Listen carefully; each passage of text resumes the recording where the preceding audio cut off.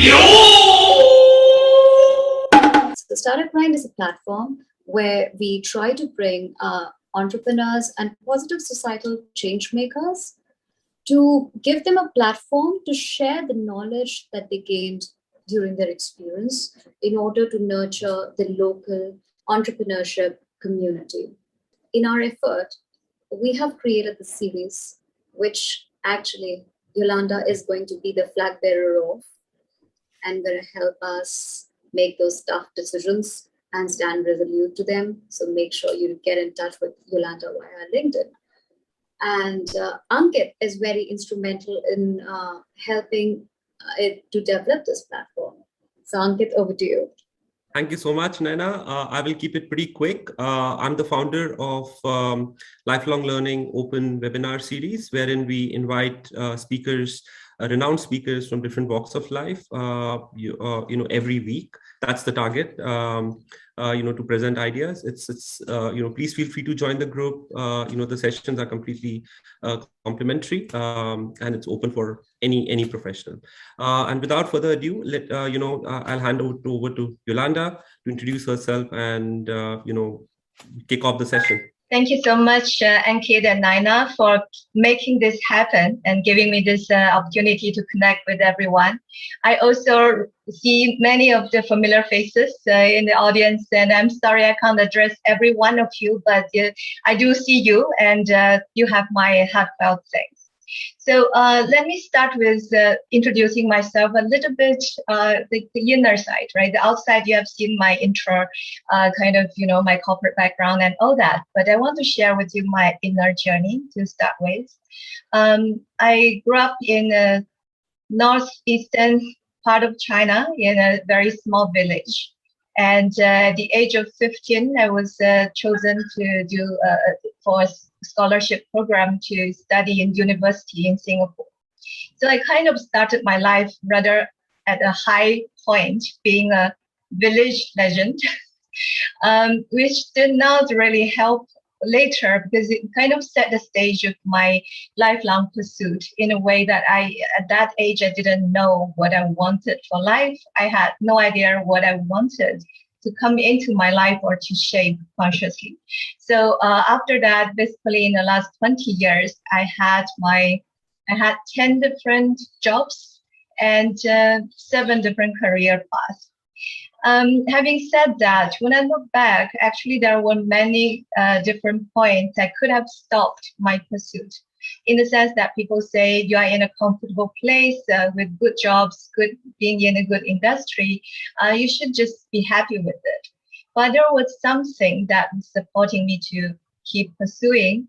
And I was happy with that because I feel that eventually I found what I was looking for. And especially happy that I still stayed the same person as when I was 19 and just fresh out of college. I stayed the same way, as curious, as honest to myself, as open to opportunities, and as authentic as I was.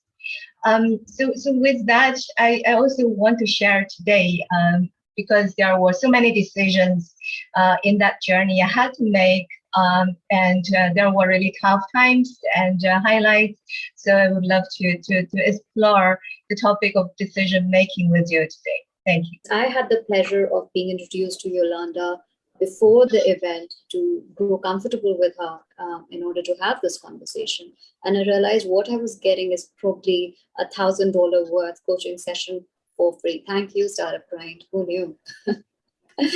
Today's chat is, of course, making resolute, confident decisions versus making the right decisions, right? And this is a dilemma which all of us face in this today's world, especially because of our analytical jobs. We are conditioned to think in an analytical way and always come to the right decision. But is the right decision the right decision, or the decision to be confident, convinced about the next move in your career, in your life? Is it more important, right? Yolanda, over to you, and guide us through what the resonance, and confidence which you have demonstrated in your career, and how did you actually overcome this conflict? Thanks again for acknowledging but we have made progress together actually with a joint effort. So as a coach, it's not, really I help you, but we together make progress. Having said that, I learned a few things here. One is I think we being individuals, when we are making decisions, our brains are in a way ill-equipped because it's such sort of entangled with a lot of emotions. And on the other hand, also we have a lot of bias and perceptions to start with. And recently I also read an article which I want to share with you. It's pretty interesting that actually scientists has found that our brains, we are full of neurons, and all these neurons actually go out to seek out options and come back, and then they would have a debate. They send up all these proposals, and then you have a committee effort to decide which proposal would win. So with all those proposals, you have to eventually come to a single decision point. So that's very similar to how beehives make decisions. So it's like, imagine there are so many buzzing bees, and when they decide, I want to move to another hive, then they actually send out a lot of scouts to survey what are the possible sites around. And they will come back and they will dance to each other in a way where you see people do in the elections to get the others buy-in for your opinion. And eventually for the entire beehive to agree on one single decision, which beehive, which new sites to move to. Which, if you look at it this way, for all of our neurons who are built in to bring in different options, it's almost fated that we are going to debate a lot among all the decisions and kill most of them till you are coming to one. So when we say we are not resolute, it's really because we have multiple decisions that are not yet fully aligned among all of our neurons, right? So when I with hindsight, when I look at my really tough decisions that I made in life, I see that I hear the buzzing of all the bees in my head for sure. And just say one of them is the toughest is really to decide to do MBA. It took me 3 years to decide to apply for MBA at INSEAD. And I definitely ruminated a lot. My husband can testify because he used to tell me, when I look back and think about those days we were dating, all I remember is that you were thinking about MBA or not MBA all the time. So I'm happy I haven't scared him away, but that was what happened. And the even harder decision I made was really when I decided to leave the corporate world, basically mid of last year. And what I learned eventually from the ruminating and stressful, prolonged decision-making process to finally having clarity, I think I did 3 things right. The first thing is, what exactly am I optimizing for? So we always thought we are smart, so we will want to optimize many things. But you will soon realize if you want to optimize everything, there is no option fulfills that criteria, and we are stuck, right? That's the decision deadlock. And the second thing is, what kind of time horizon are we deciding for? Because when we think we are deciding for the current moment, we actually could be actually deciding for the future. So for instance, a lot of people say, I want to make a decision now, but they are actually thinking, how can this decision be beneficial for my next 30, 40 years, right? So the time horizon. And the other thing is, what frame of mind am I deciding with? Because in my case, I was coming with a frame of mind that I have to give up something that I built with a lot of effort. And that's really very true for most of the decisions I struggle to make, because I was like, if I do MBA, I'm going to sort of give up what I have built so far as a headhunter. Or if I leave the corporate, it's that I have to give up the corporate career. But when I finally understood, it's not about what I'm going to give up. but it's about what I'm going to get, what I'm going to build, and what I'm going to work towards. Then that whole thing started to shift. But the thing is, when I look back, right, what to optimize and what time horizon and what frame of mind is not something we constantly reflect on if we are stuck in a decision, because we are only thinking about money, status, and do I win, do I lose? So it's very necessary. What I learned is very necessary to reflect back on how we are making the decision, how we are looking at the world, and how we are actually thinking about it, right? And what are the emotions and perceptions that are coming along with that. Thank you, Yolanda. Yolanda, while you were, talking about your journey, right? One thing which struck me, and in fact, I'm inquisitive, is how does one, become confident or resonate, right, about the decision, right? And you have taken multiple decisions, right, to switch from a corporate career to an entrepreneur, and this is basically a common question for all of us.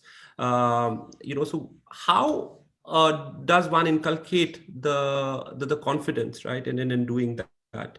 Can you tell us a little bit about this journey in your own context? Take just now that framework. When I think initially it was really hard because I was in a very good fintech industry. I was in a very good company, having good trust from the team members and all that. And every day I'm asking myself, like, are you stupid or what? What do you want to get out, right?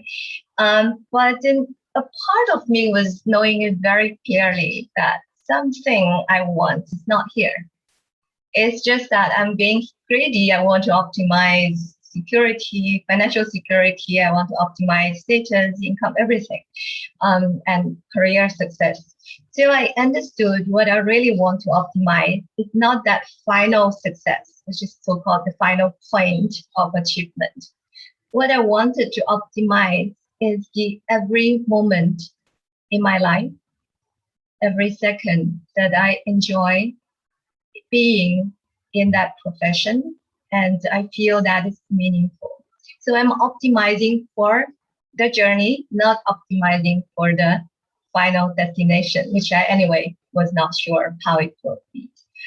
And with that understanding, it's just really, I kept asking myself that question, right? Those days we used to take flights still, now we don't so much. If that plane I was taking has crashed, what would I think? And I was like, I actually wouldn't regret I haven't achieved a lot, but I really would regret I never even tried and never even started to go towards the direction I wanted to. And I think that, sort of terminal question really struck me about what exactly I want to optimize. It's not about where I want to be, but how I want to go through my life journey. So that was one big point of change. How does one comes to term with the gut feeling and the data feeling? Thank you for the very interesting question. I think, as you said, young entrepreneurs might tend to trust the gut a lot. And what I also identified, the other trend is for people who are, as we mature, as we have a lot more life experience, we start to dismiss what the gut is telling us and what the emotions or the heart is telling us. And we pretty much focus on our mind. So for both ways, I think that there are actually scientific research. One is that if you are making more logical decisions rather than impulsive ones, generally the decisions are better. And so that is to say that actually it helps. We do make better decisions as we mature, as we look at things in a more balanced way instead of following just the gut. But then as we shift towards the other end, where we just listen to our mind, which is also not the smartest among all this. And if we dismiss the gut and dismiss the heart, then that decision is where we are going to feel so uncomfortable as well. Because a lot of times the clients talking to me and say, I know what's the right thing to do. I know this is right, but I just can't bring myself to do it. I can't be convinced about it because there are a lot of concerns. And that concern usually is actually also the gut telling them something is wrong. I can't trust it, or this is way too risky for my personal risk appetite, or this is just something actually against my will. So, and in such cases, I think just like for young entrepreneurs, where we need to embrace, to also bring in more of the thoughtfulness. For the more mature people, we also need to incorporate all the views from not only the mind, but also the guts and where our heart belongs to. How do you stay resilient in this journey, right? When things don't look very hunky-dory, time is ticking, you are burning capital, and you have multiple priorities, right? Whether it's motherhood in your case, juggling with professional esteem, right? A lot of peer pressure. You come from one of the elite business schools where you see your classmates rising. As a mentor, as a coach, right? Would be your advice to fellow entrepreneurs? Thank you, Ankit. I think that's a very common topic a lot of us have. We have this need to make decisions quickly, and we have this need to make a perfect decision with perfect information. So that's why, if I may just go back to what I was saying, that we need to reflect on how we are making a decision. We can ask ourselves, am I asking for a perfect information to be able to make a perfect decision? And this happens very often because our brain have, without us realizing, if any kind of uncertainty is here, we will go out to hunt like the shepherd dog hunting for a rabbit that's moving. We want to fill in all the blanks. And therefore, this sole fact of, there are a lot of uncertainty in the world would already make us so anxious because we don't like it, right? And so if we could come back to ourselves, what I often find helpful in coaching sessions is we usually start by the client saying, I don't know this, I don't know that, everything seems to be very unclear.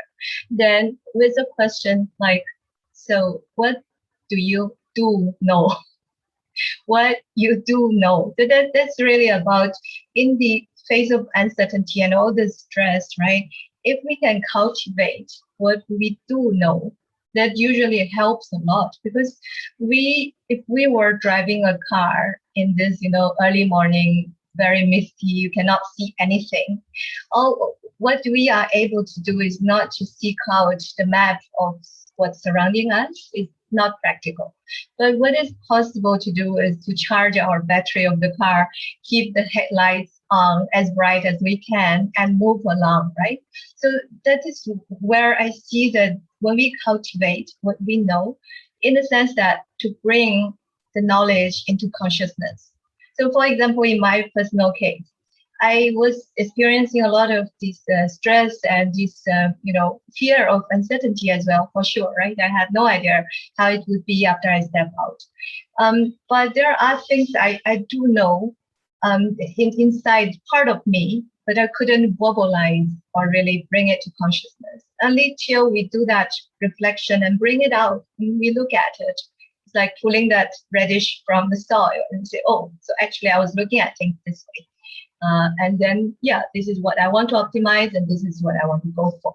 Right? So I think that would provide a lot of clarity from inside us than anything from outside. So one point, I think this kind of pressure for making decisions, a lot of it comes from our need for perfect information to make a perfect decision. This one. And I do hear you, there are many other things about, for example, peer pressure or need to be a high achiever all your life. So a lot of these are coming with how you perceive life, right? It's part of your perception. And that's where we also need to be able to examine our perceptions. So I'll give you one example. Say there are people who have shared that I have only 2 options and none of them is perfect. None of them is good, but I only have 2 options. So as we work towards the end of the session, I was asking her, so what if we can create a third option that would fulfill your wish, but you have to pay a certain price? But since you told me you really want this third option, I suppose you are willing to pay some price for it. And at the end, after the session, one day she told me, I have created a 4th option for myself, and which is where it's closer to what she really wants and it's less price she has to pay. So, but you see, the pain was more created by the belief of there are only 2 options. And the relief comes when you let go that belief and create other possibilities. And I think that would help us in many ways because we have belief that we hold really closely to ourselves. Then we can ask, is it true I really have to work for peer pressure, for instance, right? Is it the most important for me in life? Yeah, thank you, Anwar. I think that's a great question. My personal take is definitely it will help a lot.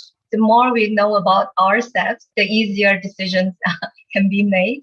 And I think it's not only about morality, right, which is setting the bottom line of our actions, but it could also be about, say, our risk threshold. There are cases that some people are just not comfortable with certain level of risk, while some other people are not comfortable with being too conservative.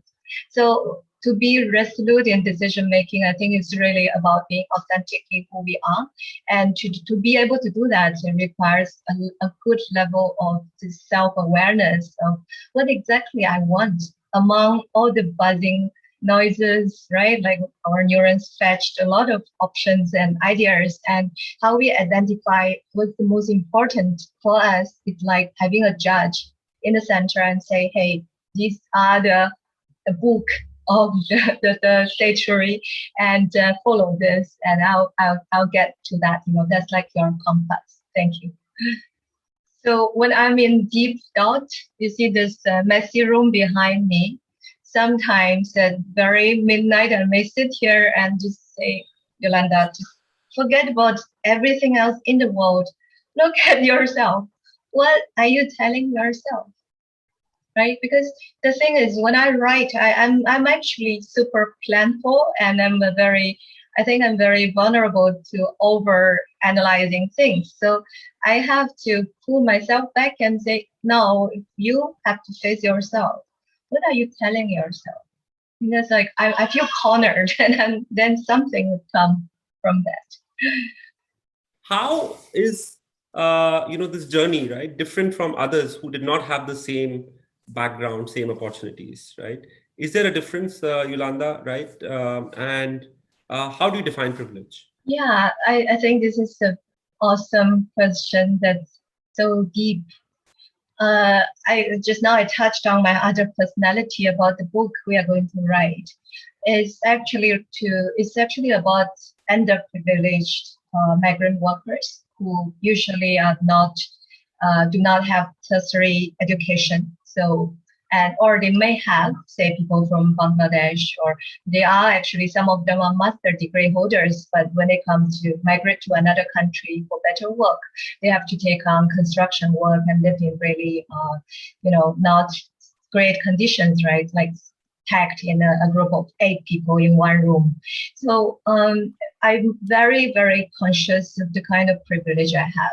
I think I am very privileged to be in the world's top business school alumni network, and without that, I think I have to put in a lot more effort to be on a platform like StartupGrind, for instance, right?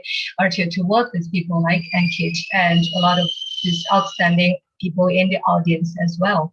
But that really helps me to go back to my roots, coming from a village where most of the people who stayed there, they would have a very different life from me.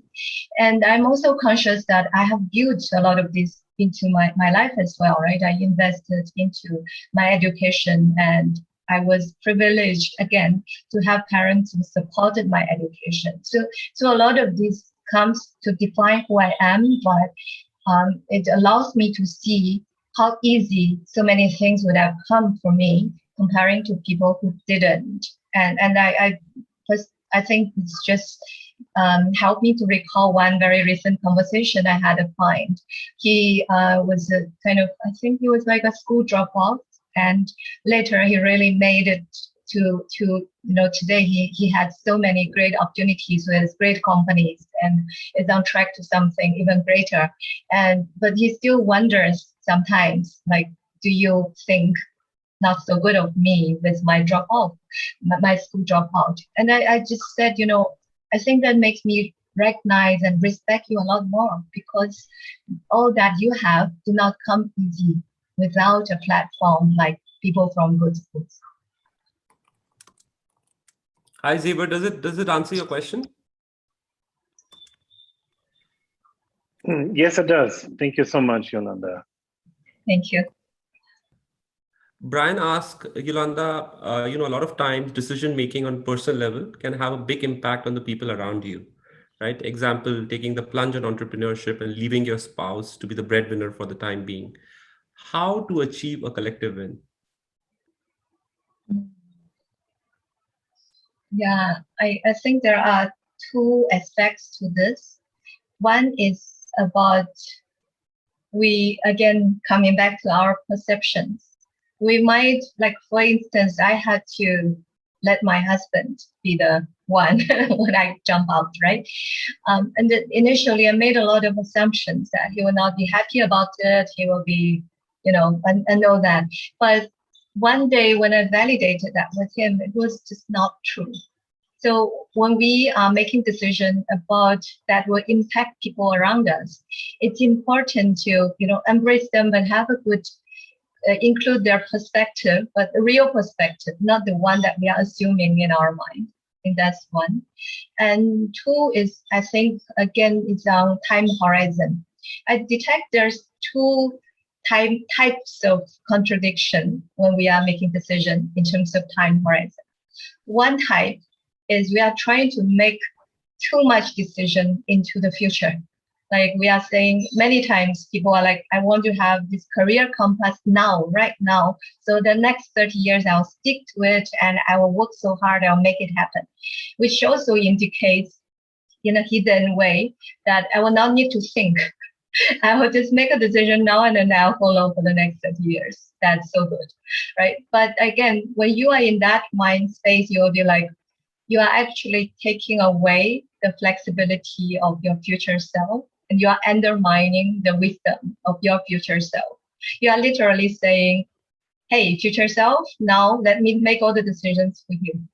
So you are dominating your future self without allowing the possibility to evolve. But if we were to ask, is it your future self or the current you in the better position to make that decision at that point of time? The answer is always that the future self knows more and is smarter, right? And can act on it. So that the other type of the time contradiction is reverse, where when we are actually making decision like entrepreneurship, which is something so long-term, and yet we are being held back by a lot of current moment concerns. It's like I will temporarily have no income, I will be looked down upon by my peers, I will be a nobody for the foreseeable next few years, and struggling entrepreneur always. But the thing is, you are trying to make a decision for maybe if it's not for next 30, 50 years, it's at least next 10 years, for you to give yourself, carve out that space to experiment things and to It's a long-term game. It's not about today I jump out to be an entrepreneur and then my life changed completely and I achieve something, right? So if we are thinking of something long-term and we are being held back by the current moment concerns, then it's time for us to think what matters to us then in 10 years. If I look back during the current moment, during all this, financial struggles or this feeling of changing our spots, will this still be the biggest factor that we need to consider? Thank you so much for patiently, listening to our fireside chat. It was great to have you guys, and watch out this space, Startup Grind, for more fireside chat and interesting topics.